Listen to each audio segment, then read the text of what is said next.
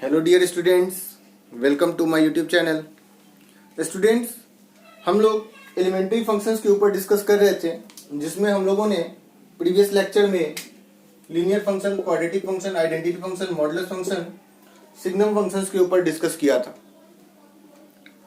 आज के video lecture में हम लोग कांस्टेंट फंक्शन और ग्रेटेस्ट इंटीजर फंक्शंस के ऊपर डिस्कस करेंगे, जिसमें से ये पार्ट हम लोग का बहुत इंपॉर्टेंट है। इसको हम लोग शॉर्ट में GIF भी लिखते हैं। तो स्टूडेंट्स, हम लोग शुरू करते हैं कांस्टेंट फंक्शन से। कांस्टेंट फंक्शन बेसिकली क्या होता है, उसकी अगर बात करें, कांस्टेंट फंक्शन की अगर हम बात करें, फंक्शन को मैं ऐसे लिखता हूं, ठीक है। कांस्टेंट फंक्शन की अगर बात करें तो इसको हम लोग इस तरह से रिप्रेजेंट करते हैं, fx equal to c where c is constant।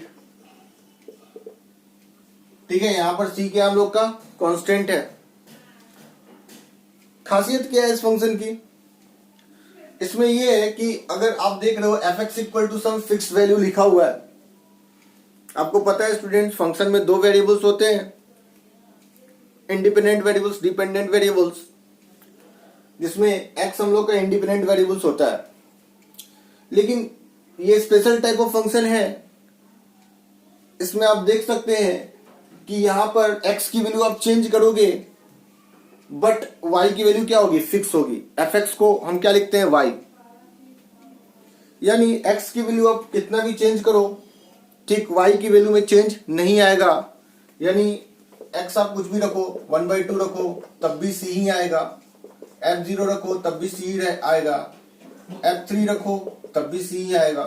यानी x की वैल्यू आप चेंज करते चले जाओ, लेकिन y की वैल्यू क्या होगी, फिक्स ही रहेगी और वो c के बराबर रहेगी। तो आपको अब इसके ग्राफ के बारे में आइडिया लग गया होगा कि इसका ग्राफ कैसा होगा। जैसा कि स्टूडेंट्स मैंने बोला, यहां पर c है, तो अगर मैं इसका ग्राफ ड्रॉ करूं तो आप देख सकते हो कि यहां पर fx और कौन सा फंक्शन है, कांस्टेंट, और y इक्वल टू c का ग्राफ, यानी y इक्वल टू k का ग्राफ आपने ड्रॉ किया होगा 9th में। सिंपल है, इसकी ग्राफ की बात करें तो y इक्वल टू c का ग्राफ ऐसा होगा, जहां पर ये 0 कॉमा क्या होगा, c, एक्स एक्सिस के पैरेलल। अब देखिए, अब c पॉजिटिव भी हो सकता है, निगेटिव भी हो सकता है। तो अब अगर बात करें, एक एग्जांपल लेके, पहले इसके मैं डोमेन और रेंज की बात कर लेता हूं।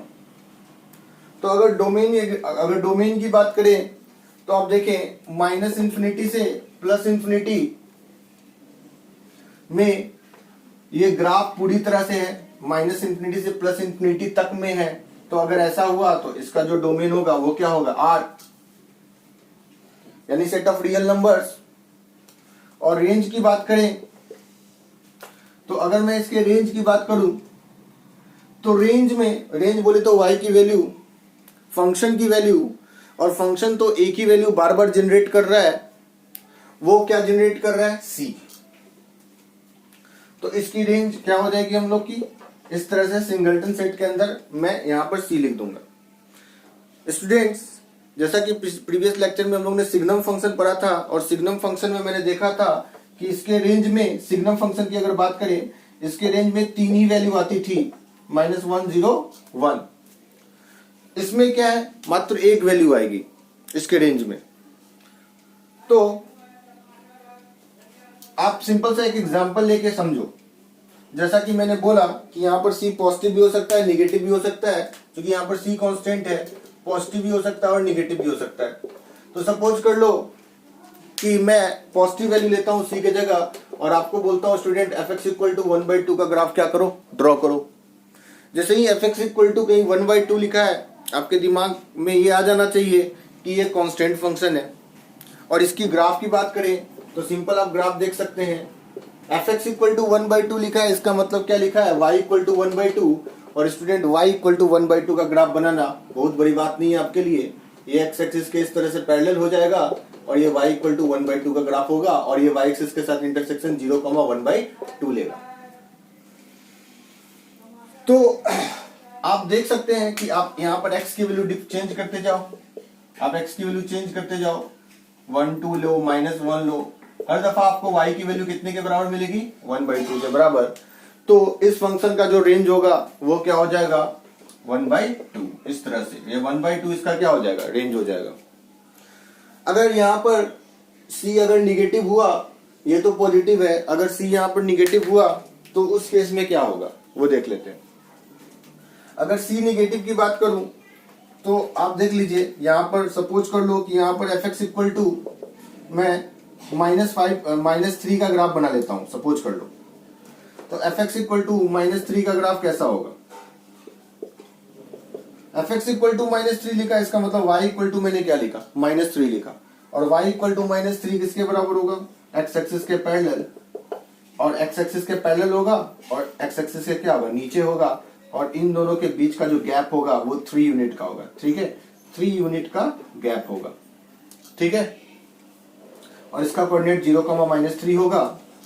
और इसके रेंज की अगर बात करें तो रेंज में मात्र एक ही वैल्यू आ जाएगी, वो क्या आ जाएगी, -3। तो इस फंक्शन का रेंज क्या हो गया, -3। तो स्टूडेंट ये बात समझ लें कि अगर fx equal to some constant लिखा है तो एक कांस्टेंट फंक्शन है और उसका डोमेन हमेशा -∞ से +∞ होगा। और रेंज क्या होगा, जो जैसे रेंज क्या होगा, जैसे सपोज कर लो fx इक्वल टू 1/2 लिखा है तो इसका रेंज क्या हो जाएगा, 1/2 हो जाएगा। दैट्स इट, यही कांस्टेंट फंक्शन है। ठीक, अब इसको नोट कर ले। अब हम लोग आते हैं, जो हम लोग का नेक्स्ट फंक्शन है ग्रेटेस्ट इंटीजर फंक्शन, उसके ऊपर आते हैं। तो ग्रेटेस्ट इंटीजर फंक्शन की बात करें, बहुत इंपॉर्टेंट फंक्शन है। तो अगर हम इसकी बात करें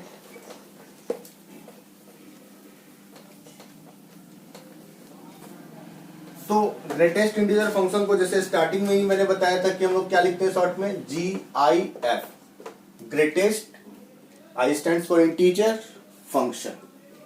ठीक है, तो ग्रेटेस्ट इंटीजर फंक्शन स्टूडेंट्स, इसका जो रेंज है वो इसके इस फंक्शन के नाम में ही छिपा है, इंटीजर। ठीक है, देख लेते हैं, यानी इसका रेंज क्या होगा, इंटीजर होगा। तो 1 बाई 1 हम देख लेते हैं कैसे होगा, इसका ग्राफ कैसे बनेगा। ठीक है, ये है क्या, किस तरह से डिफाइन किया गया है। तो fx इक्वल टू, इस तरह से हम लोग बॉक्स ले लेते हैं और इसके अंदर x डाल देते हैं।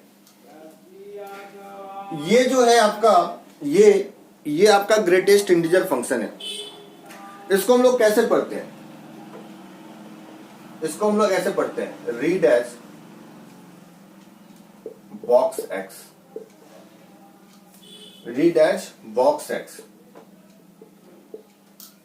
ठीक है, इस तरह से पढ़ते हैं, fx equal to box x, या आप इसको डायरेक्टली ग्रेटेस्ट इंटीजर x भी बोल सकते हैं।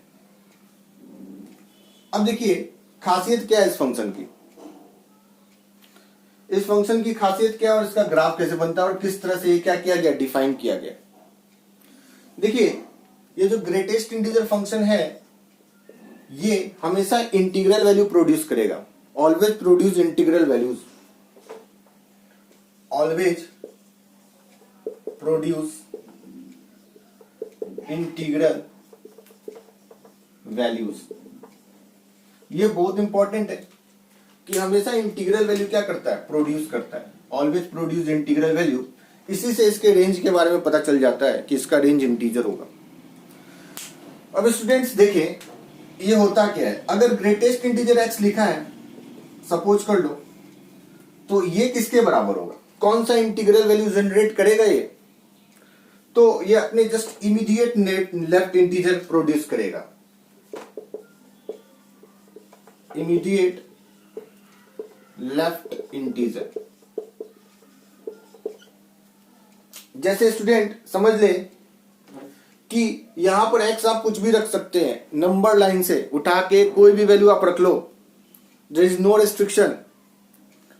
बट आउटपुट जो जनरेट हो रहा है वो इंटीजर जनरेट हो रहा है।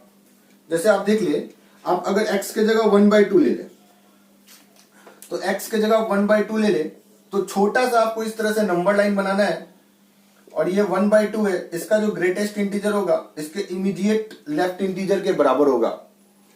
जैसे 1/2 का ग्रेटेस्ट इंटीजर क्या होता है, 1/2 क्या होता है 0.5, 0.5 1/2 किसके इक्विवेलेंट होगा 0.5। 0.5 खुद से आप ये पूछे कि 0. नंबर लाइन पर 0.5 के लेफ्ट में, इमीडिएट लेफ्ट में कौन सा इंटीजर है, तो 0.5 के इमीडिएट लेफ्ट में कौन सा इंटीजर है 0।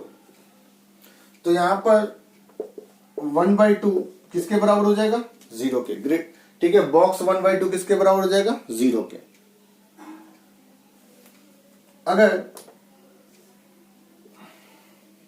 अगर मैं x की वैल्यू सपोज कर लो 3.5 ले लेता हूं, तो 3.5 का ग्रेटेस्ट इंटीजर किसके बराबर हो जाएगा 3 के, क्योंकि 3.5 के लेफ्ट में कौन सा इंटीजर है 3 है, तो ग्रेटेस्ट इंटीजर 3.5 कितना के बराबर हो जाएगा 3 के। तो हम लोग इस तरह से लिखेंगे ग्रेटेस्ट इंटीजर 3.5 इक्वल टू क्या हो गया 3, या इसको हम लोग ऐसे ही बोल सकते हैं बॉक्स 3.5 किसके बराबर होगा 3 के।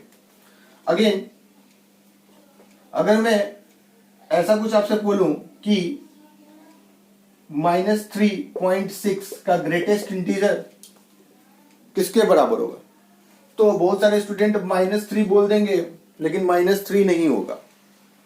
आप देखें, बोले ना, अगर आप बिगिनर्स हैं तो आप छोटा सा नंबर लाइन बना लो, जैसे यहां पर -3.6 ले लो। अब जब -3.6 लेते हो तो इसके इमीडिएट लेफ्ट इंटीजर आपको क्या आता है -4 आता है, तो -3.6 का ग्रेटेस्ट इंटीजर किसके बराबर होगा -4 के बराबर होगा। उसी तरह अगर ग्रेटेस्ट इंटीजर पाई की बात कर ले तो वो किसके बराबर होगा 3 के, क्योंकि पाई जो होता है वो 3.14, यानी पाई यहां पर क्या लिख रहा हूं मैं 3.14, और बॉक्स 3.14, इसके 3.14 के इमीडिएट लेफ्ट इंटीजर क्या है 3 है। तो स्टूडेंट आप बस दिमाग में रख ले कि आपको अगर किसी भी, मान लो कि ऐसा कुछ कहीं भी लिखा हो कि हाँ ग्रेटेस्ट इंटीजर 1.414156 ये किसके बराबर होगा, तो इसका आंसर डायरेक्ट क्या होगा 1, क्योंकि इसके इमीडिएट लेफ्ट इंटीजर जो है वो किसके बराबर है 1 के बराबर। अब यहां पर गौर करने वाली बात है कि अगर कभी ग्रेटेस्ट इंटीजर अंदर में ही इंटीजर आ जाए, सपोज कर लो अंदर में ही इंटीजर आ जाए, तो उस केस में इसका वैल्यू क्या होगा, बॉक्स 2 किसके बराबर होगा, तो उस केस में 2 के ही बराबर होगा, क्योंकि ये खुद क्या है इंटीजर है। बॉक्स 0 की बात कर ले तो ये किसके बराबर होगा 0 के। यानी जब जब ग्रेटेस्ट इंटीजर फंक्शन के अंदर इंटीग्रल वैल्यू आएगा, इंटीजर आएगा, यानी इनपुट में इंटीजर आएगा, उस समय ये वाला फंडा अप्लाइड नहीं होगा, इमीडिएट लेफ्ट इंटीजर वाला फंडा। जब जब इस फंक्शन के इनपुट में इंटीजर आएगा तब तब ये इंटीजर ही क्या करेगा प्रोड्यूस करेगा, यानी अगर इनपुट 2 है तो 2, 0 है तो 0। ओके स्टूडेंट्स, अब देखिए सपोज कर लीजिए अगर यहां पर अगर माइनस लगा होता तो क्या होता, तो अगर यहां माइनस लगा होता तो खुद से पूछो कि नंबर लाइन पर इसके इमीडिएट लेफ्ट इंटीजर क्या है, तो नंबर लाइन पर इसके इमीडिएट लेफ्ट इंटीजर क्या है -2 है। इमीडिएट लेफ्ट इंटीजर इसका क्या है -2। सो आई होप कि स्टूडेंट्स आपको ये समझ में आ गया होगा कि किसी का भी अगर आपको बॉक्स निकालने के लिए दिया जाए और अगर कोई नंबर लिख दिया जाए तो आप उसका आंसर दे सकते हैं इस तरह से। अब देखिए यहां पर, अब इसको जैसे इस तरह से आप देख रहे हैं, इसको डिफाइन कैसे किया गया है वो इसके ऊपर हम लोग डिस्कस करते हैं। तो आपको एक बात तो समझ में आ गया होगा कि आप इनपुट के रूप में नंबर लाइन से कोई भी वैल्यू क्या कर सकते हैं उठा सकते हैं। ये इसी तरह से डिफाइन किया गया है, तो इस हिसाब से आप बोल सकते हैं कि इसका जो डोमेन होगा वो सेट ऑफ रियल नंबर्स होगा, और जो रेंज है वो तो मैं यहां पर लिखा ही हुआ हूं। स्टूडेंट्स अगर कहीं भी ये लिखा है, ठीक, तो कैलकुलस के अंदर, तो आप समझ लो ये अपने आप में एक इंटीजर लिखा है, ठीक है। तो अब हम लोग इसके ग्राफ की बात करते हैं। तो ग्राफ की बात करने से पहले मैं इसको डिफाइन कर लेता हूं। जैसे आपको इसके ग्राफ बताने से पहले आपको मैं 1-2 मिनट के लिए रिस्ट्रिक्टेड डोमेन का ग्राफ बनाना सिखाऊंगा, क्योंकि यहां पर ये काफी इंपॉर्टेंट हो जाता है। इसका ग्राफ बहुत सारे स्टूडेंट को जल्दी नहीं समझ में आता है। तो देख लेते हैं रिस्ट्रिक्टेड डोमेन के ग्राफ कैसे बनते हैं, ठीक है। स्टूडेंट्स आपको सबको पता है कि y इक्वल टू, अगर x की बात करें तो y इक्वल टू एक्स का ग्राफ कैसा बनता है, ऐसा बनता है y इक्वल टू एक्स का ग्राफ। तो आपने यहां पर तो आप देखो कि y इक्वल टू एक्स का ग्राफ मैंने बनाने के लिए बोला, आपने इस तरह से बना दिया। अब मैं इसी को बोलूं कि भाई ये जो ग्राफ है, ठीक, इसका जो डोमेन है वो तो माइनस इन्फिनिटी से क्या है, प्लस इन्फिनिटी है। लेकिन आइडेंटिटी फंक्शन का आपको पता होना चाहिए डोमेन रियल नंबर होता है। लेकिन अगर मैं इसे बोल दूं कि आपको इसको रिस्ट्रिक्टेड डोमेन में बनाना है, यानी अगर क्वेश्चन में ऐसे लिख दिया draw y equal to x when x belongs to -1 से 1, सपोज अगर ऐसे लिख दिया, तो उस केस में आप इसका ग्राफ कैसे बनाओगे। Students y equal to x का ग्राफ आपको बनाने के लिए बोल रहा है कब, जब x -1 से 1 में हो, यानी x बिलोंग्स टू -1 to 1। तो उस केस में आपको ये सीधा सीधा क्या बोल रहा है कि आप y इक्वल टू एक्स का ग्राफ -1 से 1 तक में ही बनाओगे। यानी आपको x एक्सिस के ऊपर इस तरह से, यानी ये बेसिकली आपको बोल रहा है, इसने क्या किया, डोमेन को रिस्ट्रिक्ट कर दिया, ठीक है। आइडेंटिटी फंक्शन का डोमेन जो होता है वो क्या होता है, रियल नंबर होता है। और यहां पर इसने बोला कि आपको y इक्वल टू एक्स का ग्राफ बनाना है कब, जब x -1 से 1 के बीच में होगा। तो आपको इसका ग्राफ जो ड्रॉ करना है, आप y इक्वल टू एक्स का ग्राफ तो ड्रॉ कर लो, कोई दिक्कत नहीं है। लेकिन इसने आपको साफ साफ कहा है कि ये ग्राफ -1 से 1 तक में बनाना है। मतलब आप सिंपल समझो, ये ग्राफ आपको -1 से 1 तक में बनाना है। इसका मतलब कि इस तरह से आप इसको वर्टिकल लाइन ड्रॉ कर लो, ठीक, इस तरह से, ठीक, आप -1 और 1 पर वर्टिकल लाइन ड्रॉ कर लो, ठीक है। और ये ग्राफ को ये पॉइंट क्या कर रहा है, इंटरसेक्ट कर रहा है, ठीक। तो -1 से 1 तक में आप ग्राफ -1 पर एक वर्टिकल लाइन बना दो, 1 पर वर्टिकल लाइन बना दो, और इस तरफ जो पार्ट है उसको आप क्या कर दो, इसको डिलीट कर दो। तो ये आपका ये जो पोर्शन है ना, आपका ये पोर्शन ही इस ग्राफ का क्या होगा, पार्ट होगा, क्योंकि इसने बोला है कि y इक्वल टू एक्स का ग्राफ आप -1 से 1 तक में बनाए। तो इसको हम बोलते हैं ग्राफ बनाना इन रिस्ट्रिक्टेड डोमेन। तो उसी तरह से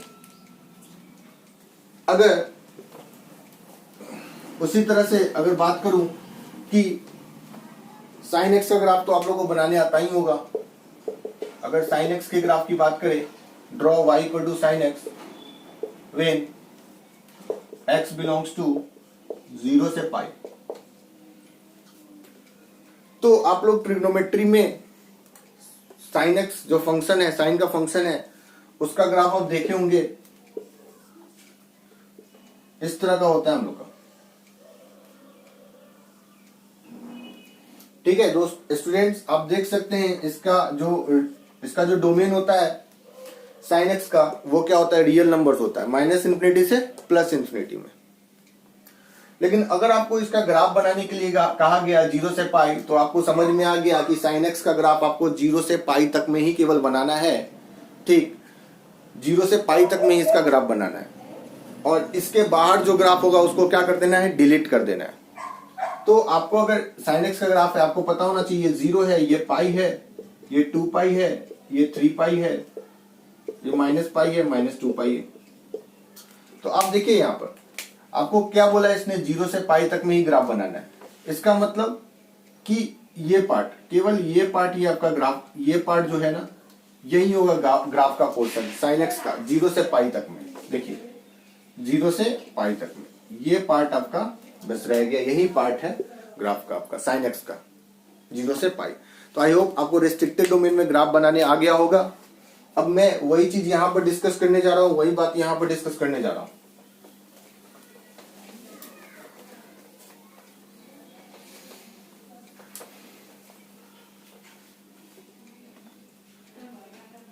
अगर इसका ग्राफ बनाना है आपको तो इस तरह से डिफाइन किया गया है, y इक्वल टू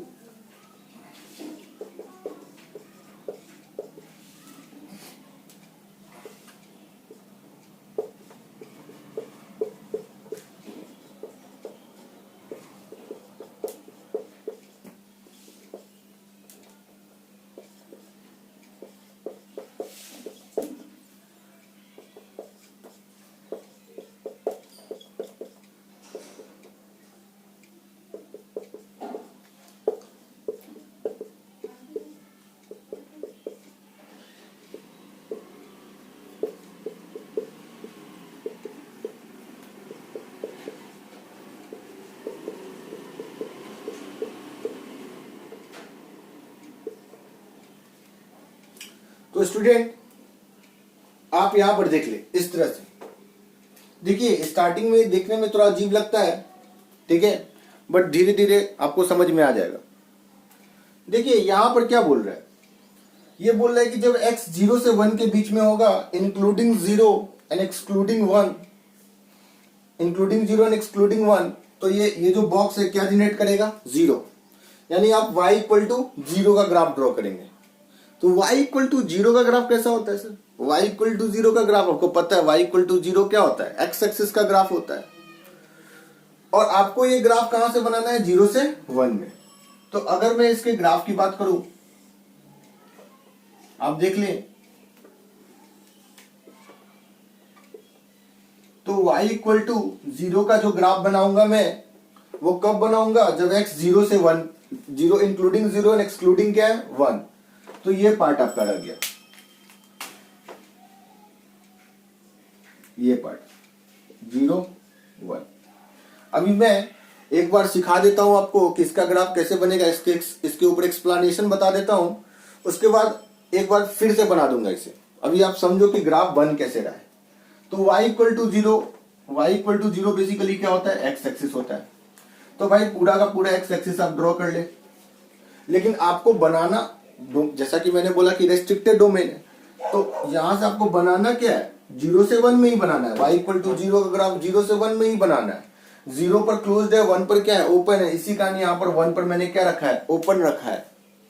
ठीक है, ये पार्ट आप जो देख रहे हैं ना, ये आपको y इक्वल टू 0 वाला ब्रांच है, आप ऐसे समझे, y इक्वल टू 0 वाला ब्रांच।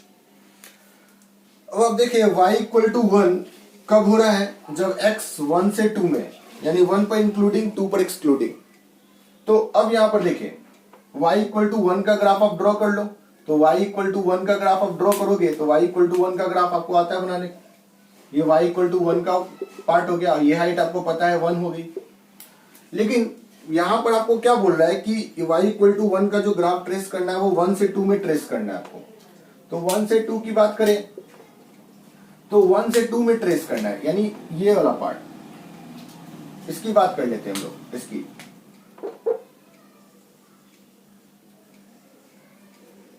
यहां पर 2 पर मैं ओपन रख दूंगा। ठीक है, ठीक है। तो ये y इक्वल टू कितना हो गया हम लोग का, 1 हो गया। यानी y इक्वल टू 1 का ग्राफ मैंने बना दिया 1 से 2 में, 1 को इंक्लूड और 2 पर एक्सक्लूड करके। इसी कारण 2 पर, चूंकि यहाँ पर 2 अलाउड नहीं करेंगे, इसी कारण मैंने यहाँ पर ओपन इंटरवल रखा है। ये आपका ब्रांच y इक्वल टू 1 का हो गया और यहाँ पर इस तरह से ओपन है। अब आ जाते हैं y इक्वल टू 2, जब x 2 से क्या है, 3 में। तो जब x 2 से 3 में है तो आप अब पहले तो y इक्वल टू 2 का स्ट्रेट लाइन एक ड्रॉ कर ले, y इक्वल टू 2, और आपको पता होना चाहिए कि ये वाला पार्ट क्या होगा हम लोग का, 2 होगा। अब आप देखिए y इक्वल टू 2 की अगर बात करें, ठीक, तो इसका ग्राफ आपको 2 से 3 तक में, 2 से 3 में बनाना है। तो ये वाला पार्ट हो गया।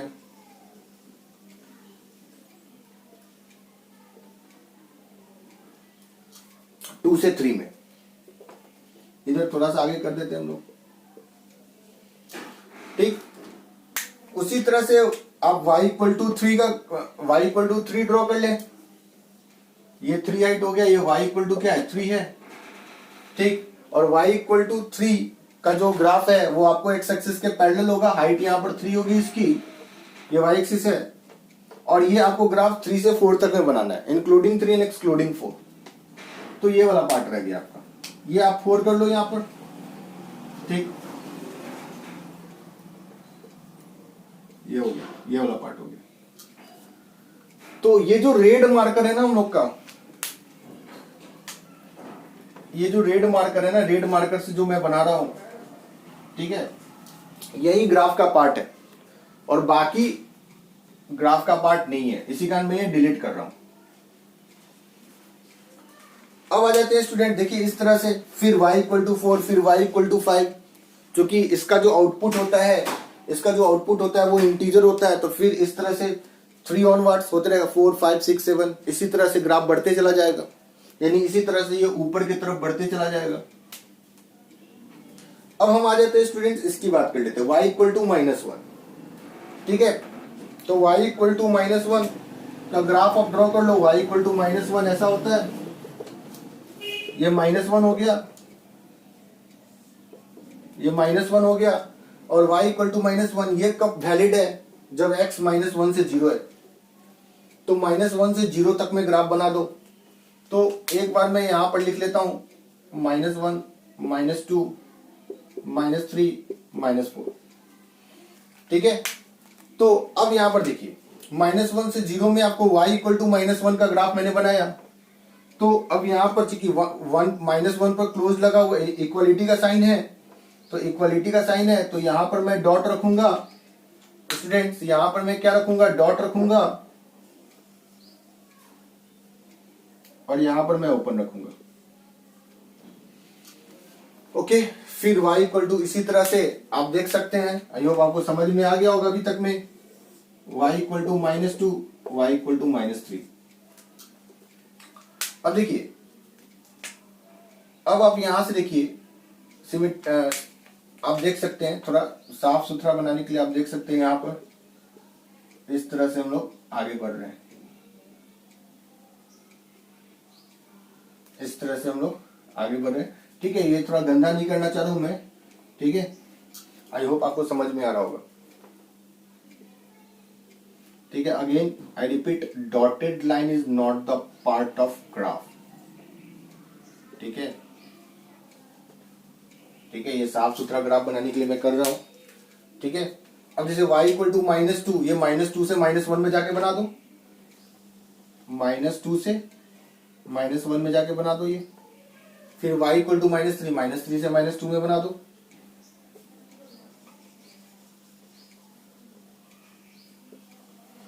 ठीक है। तो इसी तरह से अब बाकी जो पार्ट है उसको आप इस तरह से डिलीट कर दो।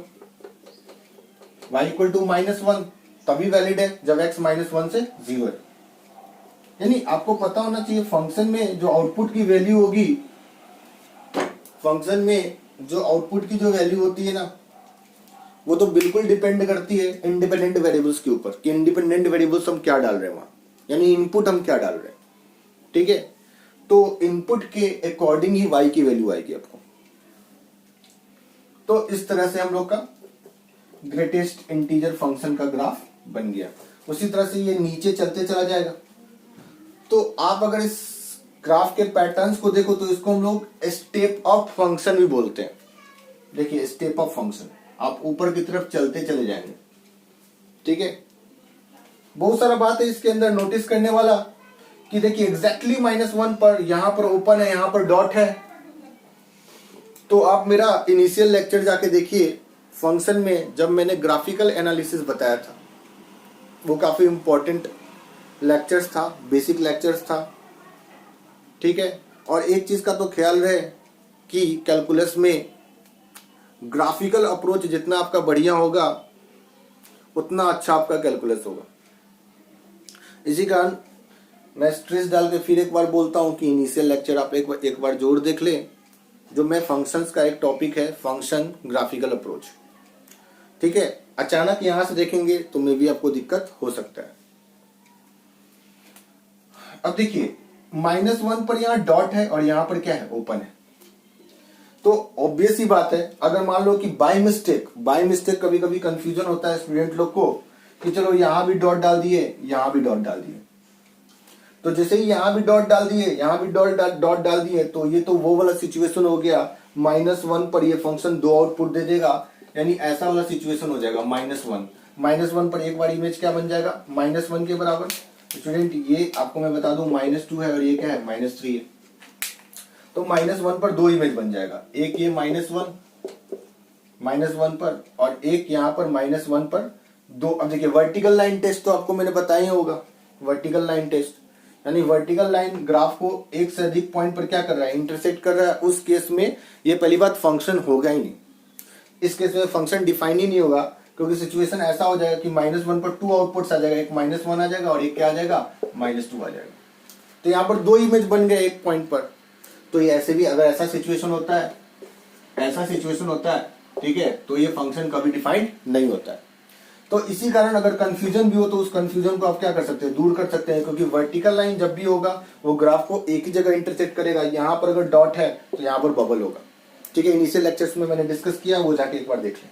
ओके, तो ये हम लोग का ग्राफ बन के तैयार हो गया ग्रेटेस्ट इंटीजर फंक्शन का। उसी तरह से y = -4 -5 -6 वगैरह इस तरह से बनते रहेगा।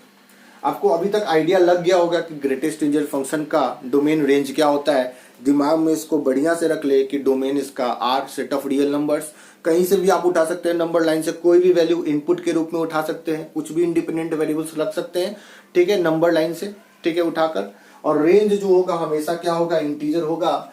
तो मैं इसके डोमेन और रेंज की बात कर देता हूं। इस फंक्शन का जो डोमेन है, ठीक, इस फंक्शन का जो डोमेन है वो सेट ऑफ रियल नंबर्स है, और रेंज है वो क्या है, इंटीजर है। इंटीजर को या तो आई से और या कहीं कहीं जेड से डिनोट किया जाता है। ठीक है, तो इस तरह से इसका जो रेंज होगा इंटीजर, सेट ऑफ इंटीजर्स होगा। ठीक है, तो ये चीज दिमाग में आप रख लें। जैसे मैं क्या बोल रहा था कि मैं ग्राफ बनाने के बाद थोड़ा सा इसके ऊपर और डिस्कस कर लूंगा। ठीक है, तो वो डिस्कस करने वाली बात क्या है वो देख लीजिए आप, कि बहुत सारे स्टूडेंट को ये समझ में नहीं आ रहा होगा y = 0 कैसे हो गया। ठीक है, ये इस तरह का सिचुएशन। ठीक, तो देखिए स्टूडेंट यहां पर मैं डिस्कस करता हूं। ठीक है,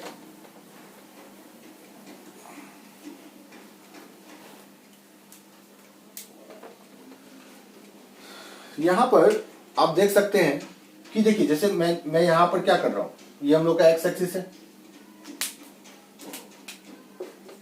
अब आप देखिए, अब एक्स एक्सिस से बॉक्स के अंदर ना आप यहां से यहां कुछ भी वैल्यू उठाइए 0 से 1 में, जैसा कि मैंने इनिशियल मतलब स्टार्टिंग में ही बताया था कि इमीडिएट लेफ्ट इंटीजर वाला जो फंडा है वही फंडा यहां पर काम कर रहा है। आप देख लो 0 से 1 में कुछ भी ले लो आप, 0 से 1 में 0.999 ले लो, बॉक्स 0.999 या पॉइंट आप ले लो ना 0.55।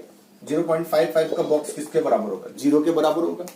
0 से 1 में फिर 0.999 उठा लीजिए, 0.9999 कुछ भी उठा ले, ये किसके बराबर होगा, 0 के, क्योंकि 0.999 के इमीडिएट लेफ्ट इंटीजर क्या है, 0 है। ठीक है, उसी तरह से अब 1 से 2 के बीच में एग्जैक्टली आप 1 रख ले, एग्जैक्टली 1 रखें। तो जैसा कि मैंने बताया था कि जब ग्रेटेस्ट इंटीजर फंक्शन अपने इनपुट में 1 लेता है तो आउटपुट भी क्या दे देता है, 1, यानी इंटीजर लेता है तो आउटपुट भी क्या दे देता है, इंटीजर ही दे देता है।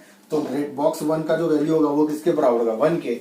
इसी कारण 1 पर जो वैल्यू है वो इस ब्रांच से नहीं आके किस ब्रांच से आ रहा है, इस ब्रांच से आ रहा है। स्टूडेंट आपको पता होना चाहिए कि इस पॉइंट का जो कोऑर्डिनेट होगा वो क्या होगा, 1,1। अगर मैं इस पॉइंट की बात करूं और एग्जैक्टली इस ब्रांच पर ना इस अगर वनली, ठीक है, इस ब्रांच की बात करूं तो इस ब्रांच पर तो F1 क्या है, अनडिफाइंड है। इस ब्रांच पर, इस ब्रांच की बात करूं F1 अनडिफाइंड है, यहां पर ओपन लगा हुआ है, देखिए। तो इसी तरह से 1 से 2 में आप कुछ भी उठा ले, 1 से 2 की आप वैल्यू कुछ भी उठा ले, तो अब x की जब देखिए 1 से 2 में जो ग्राफ है वो ये y = 1 वाला ब्रांच है। 1 से 2 में y = 1 वाला ब्रांच है। तो 1 से 2 में आप कुछ भी इनपुट उठाएंगे ना x के नाम पर, आउटपुट आपको क्या दे देगा हमेशा, y इक्वल टू क्या दे देगा, 1 दे देगा। जैसे आप 1.33 उठा लो तो बॉक्स 1.33 क्या हो जाएगा, 1 हो जाएगा। ठीक है, उसी तरह से आप 2 से 3 में ना कुछ भी इनपुट उठा के रखो, आपको जो y की वैल्यू होगी, इस ये जो ब्रांच है स्टूडेंट्स, ये जो ब्रांच है वो कौन सा ब्रांच है, y इक्वल टू 2 का। तो 2 से 3 में आप 1 ही फोकस करो, 2 से 3 में, राइट। अब 2 से 3 में आप फोकस करो तो 2 से 3 में जो भी इनपुट रखोगे आपका आउटपुट कहां से आ जाएगा, y, आपका आउटपुट इस ब्रांच से आ जाएगा। ठीक है, तो अब अगेन यहां से आप देख लेते हैं। अब मैं इसकी बात कर लेता हूं। ये ब्रांच क्या है, y इक्वल टू -1 वाला ब्रांच है। ये कौन सा ब्रांच है, y इक्वल टू -2 वाला ब्रांच है। ये कौन सा ब्रांच है, y इक्वल टू -3 वाला ब्रांच है। तो फ्री तो अब देखिए, अब यहां से अगेन अगर मैं इसकी बात करूं,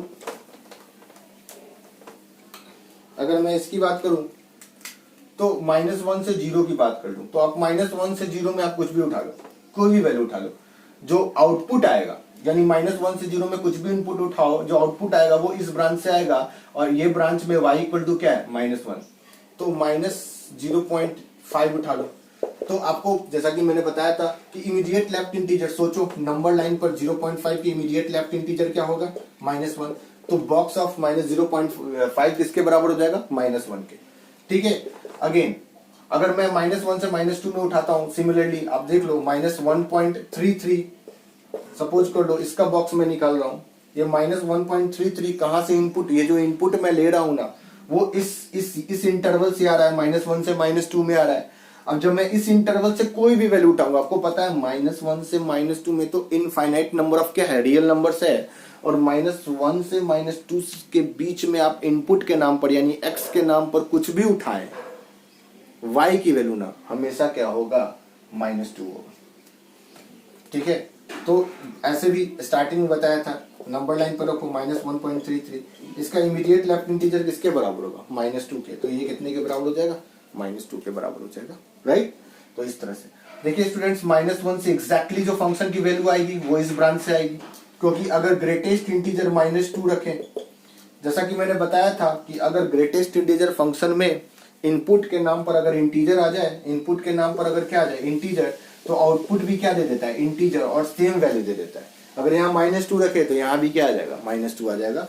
इसी कारण -2 से फंक्शन की वैल्यू कहां से आएगी, यहाँ से। ठीक है, यहाँ से बिल्कुल नहीं आएगी। देखिए यहाँ पर ओपन लगा हुआ है। तो अगर मैं स्टूडेंट्स केवल इस पॉइंट के कोऑर्डिनेट की बात करूं, तो इस पॉइंट का कोऑर्डिनेट क्या होगा, -2, -2। इस पॉइंट के कोऑर्डिनेट की बात करूं तो इस पॉइंट का कोऑर्डिनेट -3, क्या होगा, -3 होगा। तो इस तरह से इस फंक्शन का क्या होता है, ग्राफ होता है स्टार्टिंग में। ठीक है, बिगनर्स के लिए फ्री हैंड में जो ग्राफ बनाना हो जाता है वो थोड़ा मुश्किल हो जाता है। ठीक है, बट आपको बस 4-5 बार प्रैक्टिस करना है। ठीक है, 4-5 बार आप इस ग्राफ को प्रैक्टिस करो फ्री हैंड में ये ग्राफ बिल्कुल बनेगा। ठीक है, ओके।